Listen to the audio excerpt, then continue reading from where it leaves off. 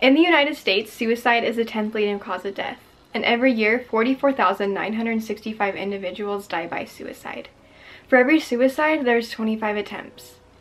And I am just so grateful at the age of 12 that I was not one of these numbers. Hi, my name is Sam. I'm 22 years old and I just graduated from college with a degree in psychology. These events that I'm going to talk about happened, 10 years ago. And I'm making this video because it is National Suicide Prevention Week. And this is a pretty big week because this needs to be talked about. I feel like over the years it's got talked about more, but we're not really talking about it and what can be done. That's a big thing. We're not talking about what can prevent this. So I'm going to tell my story, and here we go. These events that I'm going to be talking about all happened during my 6th grade year of school when I was around 11 and 12. During that year of school, a lot of events happened that caused stress in my life, and that triggered an obsessive compulsive disorder called trichotillomania. Trichotillomania is where you pull out your hair from any part of your body, from your actual hair to eyelashes and eyebrows, and I pulled out my eyebrows and eyelashes. Because I'd pulled out all of my eyelashes and eyebrows, I felt like I looked like a freak, an alien sort of. I'm gonna put some pictures in right now that are showing you what I looked at like at this time, and these are so hard for me to show because I hid them away for so long because I was so ashamed of how I looked, but I feel like they represent how I was looking and how I was feeling about myself at this time. Because of the things that were going on in my life and the occurrence of OCD and pulling out all of my eyelashes and eyebrows, I fell into a very deep, dark depression. 300 million people around the world experience depression, and it's estimated that 15% of adults in their lifetime will experience some episode of depression. Depression is really hard to explain and have an understanding of if you've never experienced it and felt the emotions that come along with it. So this is my attempt at what depression feels like. It's very dark, hopeless, lonely. It was very lonely, sad, angry, hurt, and there were some times where I felt nothing at all. I felt hollow. There was no emotions. There was no really sense of really anything. And that's so hard to explain if you've never felt that. I no longer could look at myself in the mirror and see Sam. I would look in the mirror and see a freak. And I would refer to myself as the freak. And that's all I could see myself as when I was depressed, was a freak. That was my attempt now looking back at how it felt. But I do have some journal entries that I did write at the time that I will share that maybe give a better understanding of exactly what I was feeling at that time. When I was depressed, my self-image was destroyed. It was gone. As I said, I referred to myself as the freak. I wrote a list during this time of what I saw about myself and felt about myself, and here it goes. I get greasy hair, city face, greasy face, ugly hair, ugly skin color, crappy voice, I'm shy, cold sores, OCD, I don't fit in, no eyelashes and eyebrows, ugly fingernails, freak, idiot, stupid, loner. In 2010, I wrote, every day I come home with loser written all over my face. Loser. That is what I am. This journal entry is more of the thoughts that I was having about my life at the time. It's dated March 25th, 2009. I feel so ugly. Every time I look in the mirror, I start to cry. I have seriously patches of eyelashes, a spot here and a spot there, and the bottom's almost gone. I don't dare tell my mom and dad, and nothing ever works. Nothing. Why did I have to have it?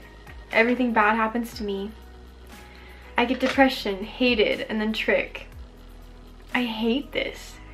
I don't even remember me having eyelashes. I want mine to be long and pretty. I know that will never happen though. And no one knows how I feel. My eyes sting. My hands hurt. I want to kill myself. I hate looking at myself.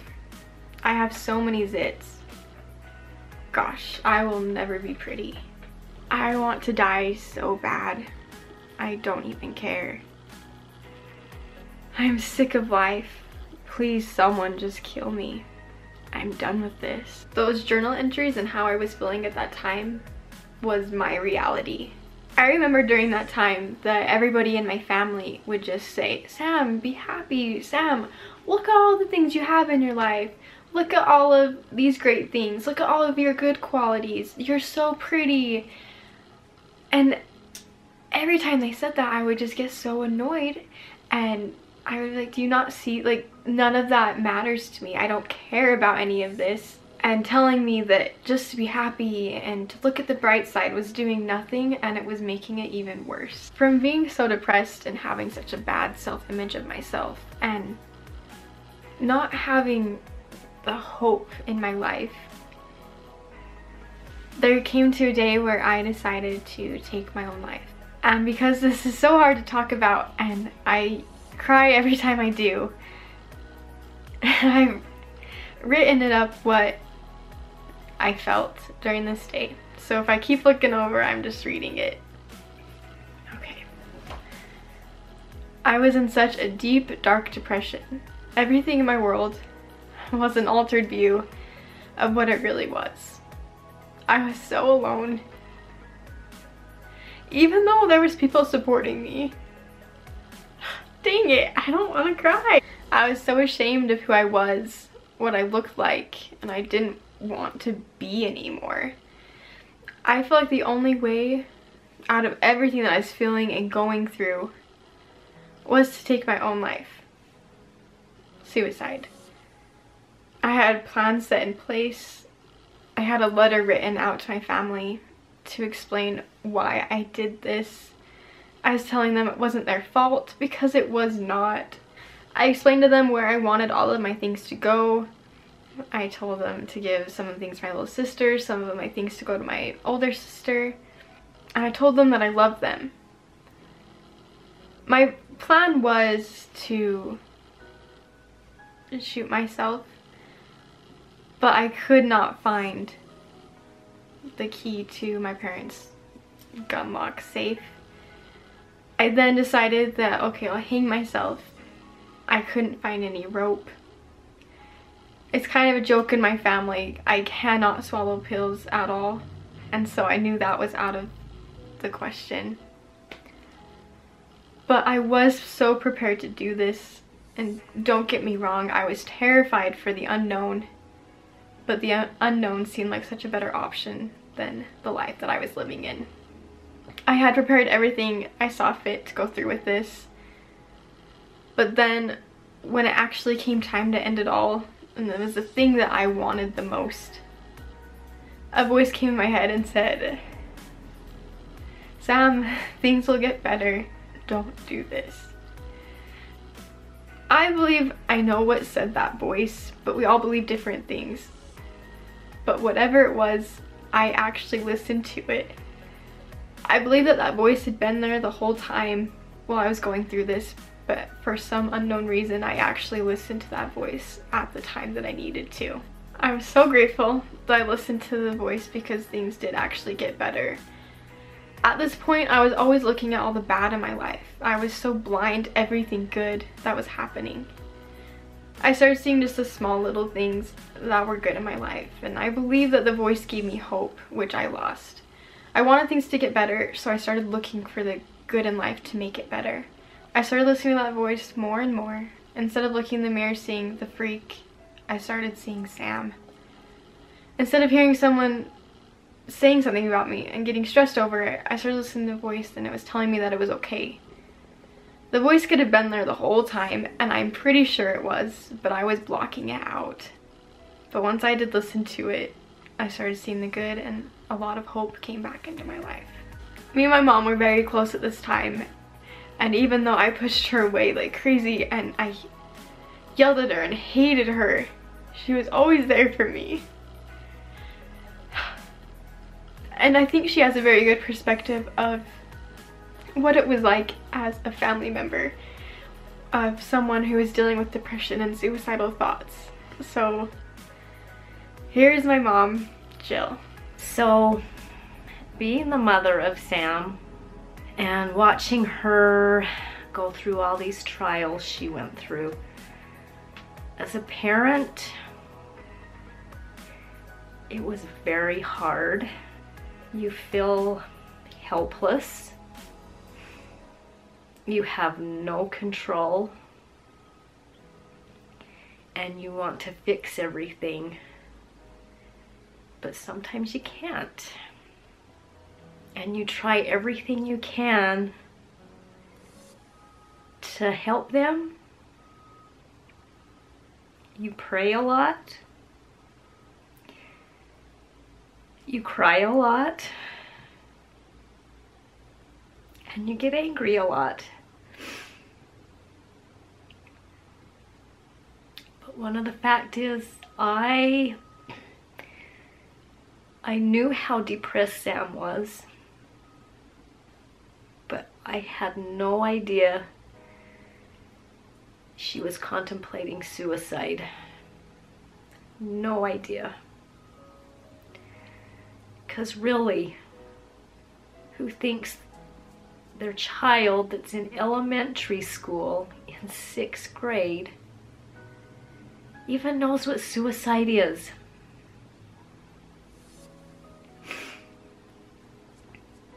But I should have known. The signs were there. The not eating, not sleeping, losing weight, sunken eyes,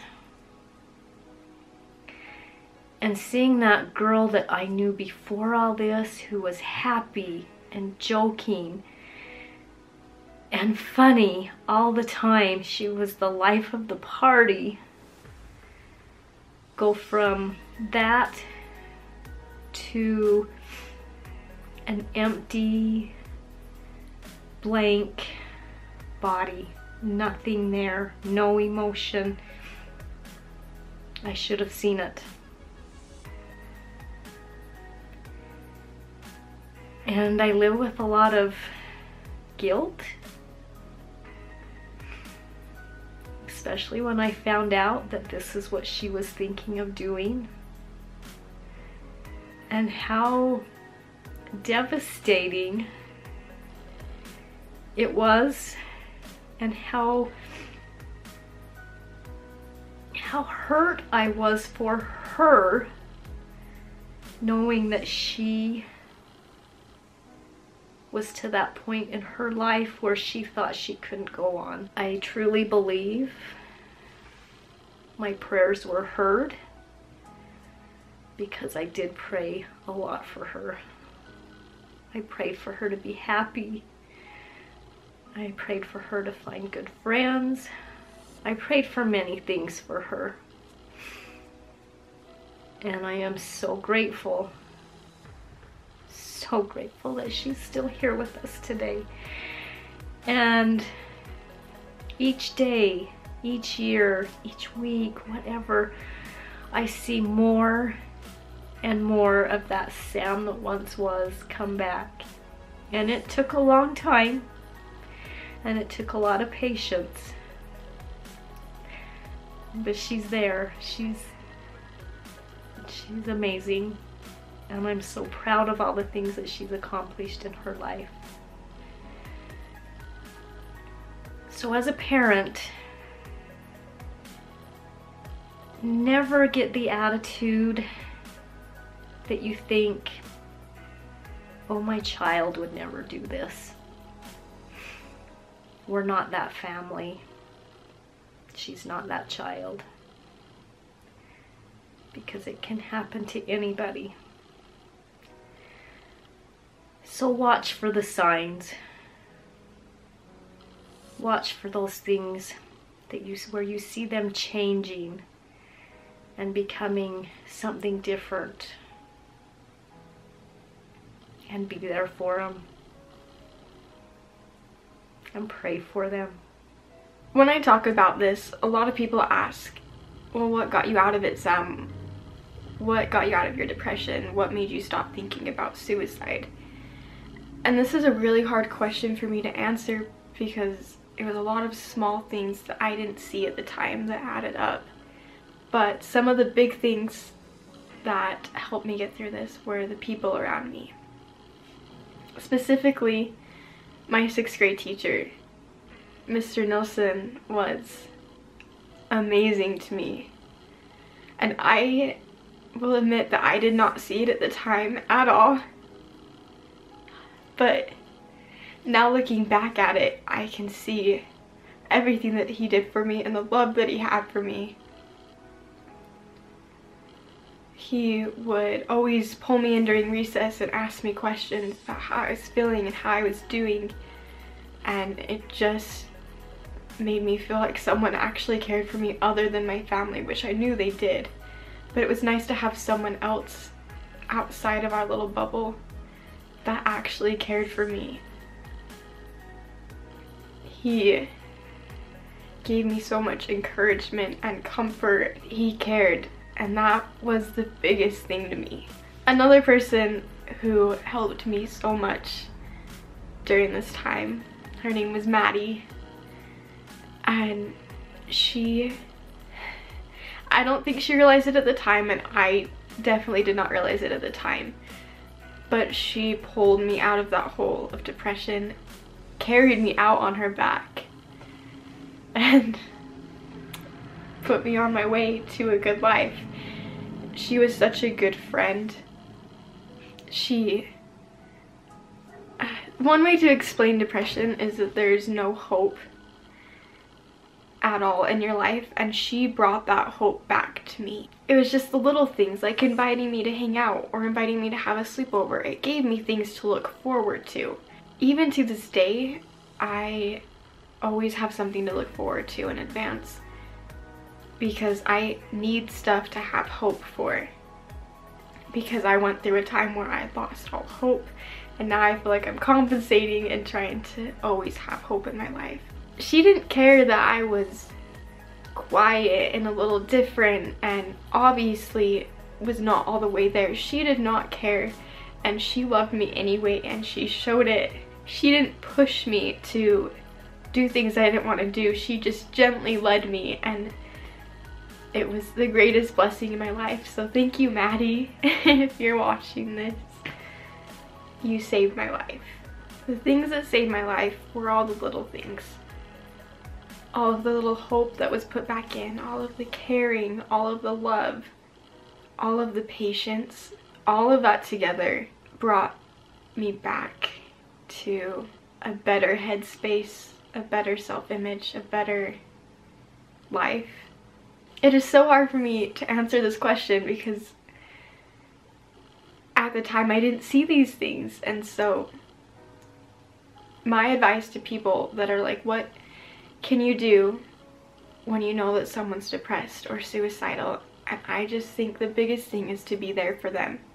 No judgment, caring, empathy, trying to put the hope back in their life. We don't need the, oh, just be happy, oh, look at the bright side, look at all of the things in your life. That's not gonna help. I have been QPR certified, which is kind of like CPR but for suicide. And the Q stands for question, P for persuade, and R for refer. These 3 things seem so simple, but they have been proven to help people on the brink of suicide.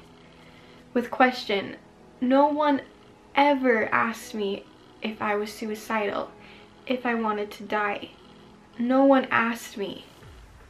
And if someone would have asked me, I would have said yes. And I would have known that there was someone that I could talk to about it. But how was I, at 12, supposed to go to my parents and say, hey, I want to kill myself. Hey, I want to die. I needed someone to ask me. I wasn't gonna tell anybody. So the first thing to do is question. Most people think that if you say, If you ask someone that you think is suicidal, if you ask them, hey, are you suicidal, you're gonna push them farther to that. And that is so far from the case, you're gonna pull them back. The second thing is to persuade. This one is, it's harder to do. Like I said, when people persuaded me, it was, oh, everything's great in your life, look at all of this. That's, again, not what we need.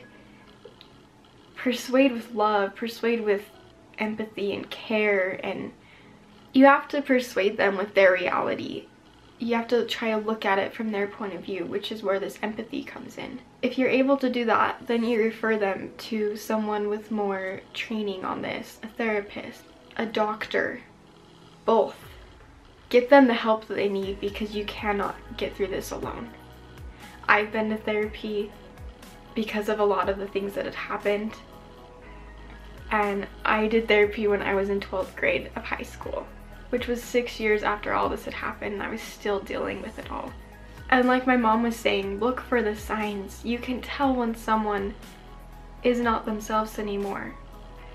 And I know there's not like clear-cut signs like, oh, they'll do this or oh, they'll do that. And even if there's not signs, love everyone in your life, care about everyone in your life, have empathy for everyone in your life, give hope to everyone in your life, because you never know who can be dealing with suicidal thoughts and depression. You never know. Because I did not take my own life at the age of 12, 10 years later, I have experienced so much, and I'm so grateful that I have been able to. Some of these things that I've experienced is graduating high school, going to college, making college friends. Great friends. I have made such great friends in my life. Graduating college, getting my degree, and understanding more about what I went through and what depression and suicidal thoughts actually are. Traveling, I've got to experience more parts of the world that I didn't before. I have nieces now that I didn't have before, and I've been able to love them and care with them, and more time with family, more time with friends. I've experienced love and heartbreak and everything, and I've got to experience it, and that is what is so amazing. Because I didn't take my own life, because I listened to that little voice in my head, because I had people caring for me, I've been able to experience life.